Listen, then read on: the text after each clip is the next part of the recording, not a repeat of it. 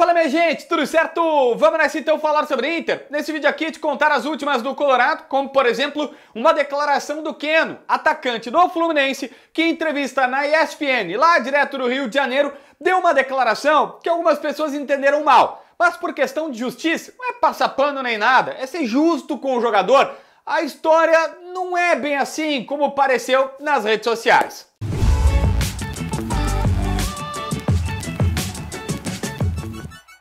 Bom, gente, a situação resumidamente é a seguinte. Keno falou para a ESPN. Lá pelas tantas, ele foi questionado sobre o confronto contra o Inter, óbvio, e algumas pessoas começaram a pensar que o Keno estava falando em meter 2 ou 3 gols no Inter já na primeira partida no Maracanã.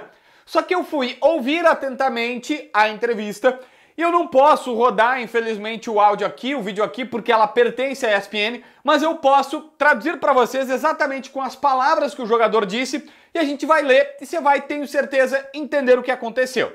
O Keno respondendo sobre o jogo do Inter. A gente sabe que o jogo vai ser difícil aqui. Independente de estar jogando em casa, com casa cheia, mas a gente está trabalhando forte para trazer um resultado positivo aqui. A gente sabe que lá vai ser difícil, mas o que for que acontecer aqui, a gente tem que ir para lá como se fosse 3 pontinhos, né? Ele não terminou esse raciocínio. Aí ele segue outro. Se a gente ganhar aqui de 2 ou 3, independente do resultado, tem que ir para lá concentrado, sabendo que lá vai ser difícil pra caramba. Então, a gente sabe que tem que ir bastante concentrado para matar o jogo aqui e lá também. Cara, vamos ser realistas aqui, o Keno não disse que vai meter 2 ou 3 no Inter.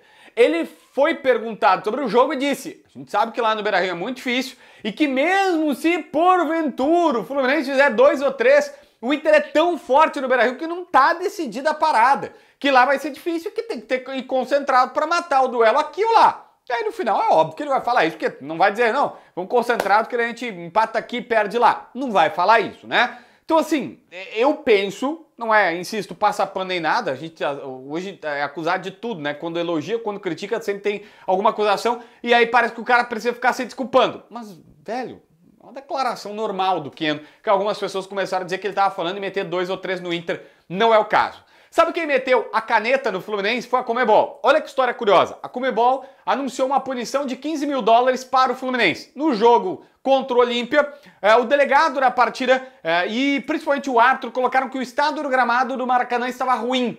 E a Conmebol, por regra, tá na regra, que um time que tem o gramado diagnosticado como ruim ganha uma multa de $15 mil. 75 mil reais aproximadamente de multa na Conmebol por conta do gramado. E essa é a primeira vez. Se tiver uma segunda multa, automaticamente os caras são multados num valor maior e assim subsequentemente, porque a Conmebol gosta de grana. Sabe qual é o detalhe? Primeiro, o Fluminense não tem muito o que fazer no gramado do Maracanã. Provavelmente esse gramado vai estar ruim agora contra o Inter. O Gabigol brigou com o Marcos Braz por conta do gramado do Maracanã e dizem que ele nem se falam mais lá por conta desse atrito. Só que o detalhe, o Maracanã é o estádio da final, escolhido pela Conmebol. E quem cuidará do gramado da final, ou do estádio, do local da final, é a Conmebol. Então assim, daqui a pouco a Conmebol vai ter que se automultar na final, dia 4 de novembro, porque eles vão fazer milagre no gramado. É uma história curiosa. Primeiro, o gramado tá ruim mesmo. Segundo, eles foram multados em $15 mil, 75 mil reais. Terceiro, provavelmente vai estar ruim com Inter e Fluminense. E Inter e Fluminense, quem passar para a final no Maracanã, vai ter que jogar num gramado ruim, que o estádio da final foi escolhido pela Conmebol, é jogo único, e a própria Conmebol escolheu que os caras jogassem lá. Ah, velho, o que eu vou dizer, né? O que eu vou te falar? Enfim, a gente tá meio que acostumado com a Conmebol atualmente, né?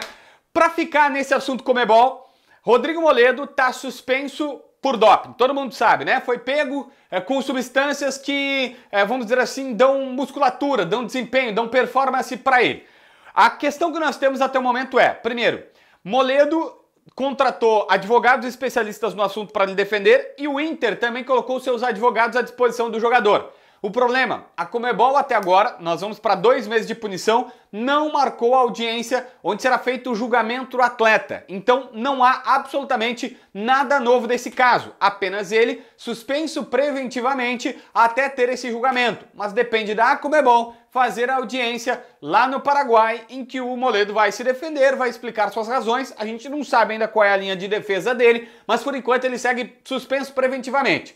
Acontecendo o julgamento, Se ele for absolvido ou se ele for condenado, poderemos estender essa história. Por quê? Se o Moledo for condenado, ele vai recorrer e pode ir até o Castaz recorrendo e tudo mais. Se ele for absolvido, também há chance de recorrerem e o assunto voltar para o Castaz. Até a WADA, que é a agência que controla dopings mundialmente, pode recorrer para tentar investigar melhor a situação.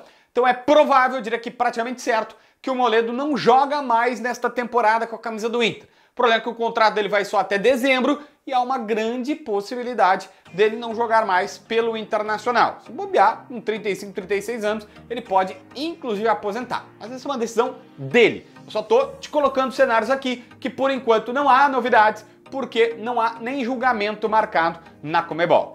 Se inscreve no canal, assina a notificação, deixa teu like, comenta aqui embaixo para ver mais vídeos.